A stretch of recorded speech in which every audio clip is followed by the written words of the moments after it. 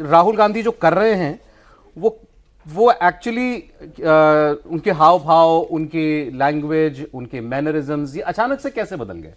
अचानक से ऐसा नहीं लग रहा आपको कि राहुल गांधी ने सारी मर्यादाएं, लोक लाज, बंधन सब छोड़ दिया, वो फ्री हो गए हैं बिल्कुल?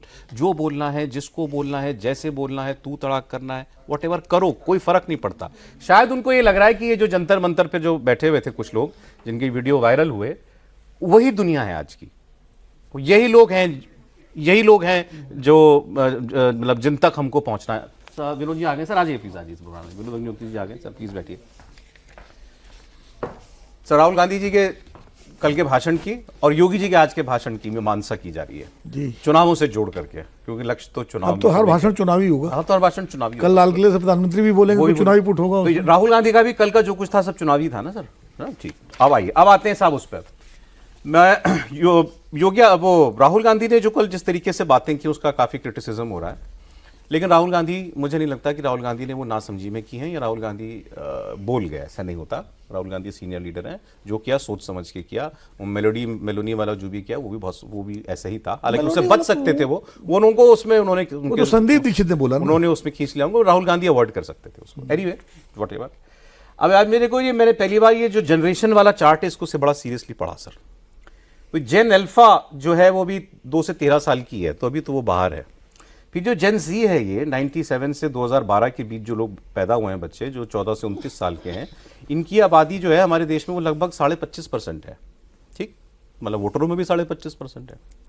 ये जो मिलेनियल्स हैं इसके बाद वाले, जिसमें हम लोग आते हैं 30 से 45 वाली एज ब्रैकेट वाले, ये लगभग 22.5% है, second largest group of age में अगर आप बांट लें।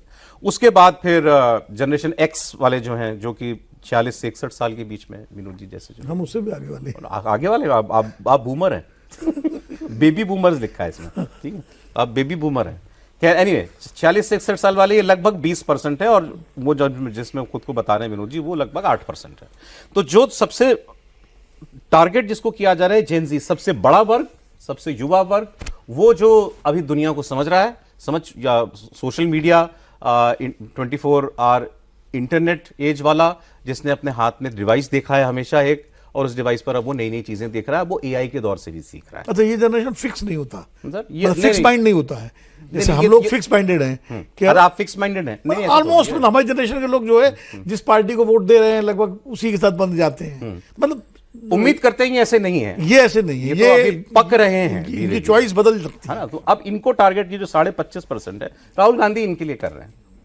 ये मान भी लें, चलिए एक सेकंड के लिए, हालांकि इस आर्गुमेंट का कोई डेटा नहीं है, मैं केवल डिस्कशन से, मान लीजिए इसमें ज्यादातर राहुल गांधी के समर्थक हो या नरेंद्र मोदी को ना समझने वाले लोग हों, तो क्या बाकी सारे भी वही हैं? बाकी लोग कौन? तो कल का राहुल गांधी का वो गिमिक जिनको अच्छा लगा, ऐसे कितने लोग हैं जिनको अच्छा नहीं लगा? उसकी गिनती कौन कर रहा है? जिसको वो गलत लगा, क्रैश लगा, जिसको वो तरीका नहीं है, आप लीडर ऑफ ऑपोजिशन हो, आप ऐसे बात नहीं कर सकते हो, वो वर्ग भी तो होगा देश के अंदर, उसकी गिनती कौन कर रहा है? और क्या राहुल गांधी यही मिसकैलकुलेशन कर रहे हैं? अब आइए योगी आदित्यनाथ पे। योगी आदित्यनाथ ने आज भी बटोगे तो कटोगे का भाषण दिया यूपी में। 1947 के बंटवारे से शुरू हुए, आज विभाजन विभीषिका दिवस हम लोग मनाते हैं, उसकी याद करते हुए कि तब भी हिंदू और सिख कटे थे, आज भी वही हो रहा है। राम मंदिर में देखो क्या हुआ, संभल में देखो क्या हुआ, बांग्लादेश में क्या हुआ। उनका रेटरिक अपनी जगह पर है, तो क्या उनको चिंता नहीं हो रही इस जेनजी की? तो ये यूपी वाला जेनजी दिल्ली वाले जेनजी से कुछ अलग है क्या? मैं ये मैथ समझना चाह रहा हूं सर, क्योंकि सिंपल तो कुछ नहीं होता। तो इस पर आइए बात करते हैं। मैं आज सर से, अमिताभ जी से ही शुरुआत करना चाहता हूँ। हाँ, ये गणित हमको आप समझाइए। ये लोग आयु वर्ग को टारगेट कर रहे हैं या क्या कर रहे हैं? देखिए, जो आपके कार्यक्रम पे पहले भी डिस्कस हमने किया है कि हर राज्य में अगर आप सर्वे करें तो सबसे बड़ा मुद्दा आएगा बेरोजगारी, except for some southern state जैसे तमिलनाडु वगैरह में टॉप 3 में वहां पे भी बेरोजगारी मुद्दा आएगा। अब बेरोजगारी इंपैक्ट किसको करता है? जेनजी को ही करता है, ठीक है, लेकिन उसका ट्रांसलेशन इलेक्टोरल रिजल्ट्स में नहीं दिख रहा है। एटलीस्ट अभी तक तो नहीं दिख रहा था किसी भी रिजल्ट में।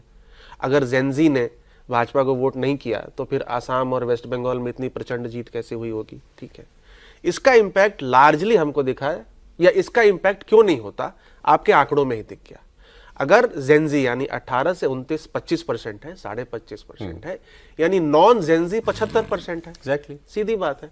तो अभी तक क्योंकि नॉन युवा, अगर मैं इसको कह लूं, नॉन युवा की आबादी युवाओं से ज्यादा है वोटिंग पॉपुलेशन में। हो सकता है कि एक्चुअल पॉपुलेशन में युवा ज्यादा हूं या बराबर हूं, क्योंकि 0 से 18 तो हमने उसमें ऐड नहीं किया। हाँ। ठीक है, तो इसीलिए जन बीटा भी होता है, वो 1 साल का है। हाँ, 0 to 18 तो हमने उसमें इंक्लूड नहीं किया है। तो इसीलिए जो डिस्कंटेंट या फ्रस्ट्रेशन युवाओं में है वो रिजल्ट में ट्रांसलेट नहीं होता, क्योंकि युवाओं की आबादी नॉन युवा आबादी की 1/3 है। 1/3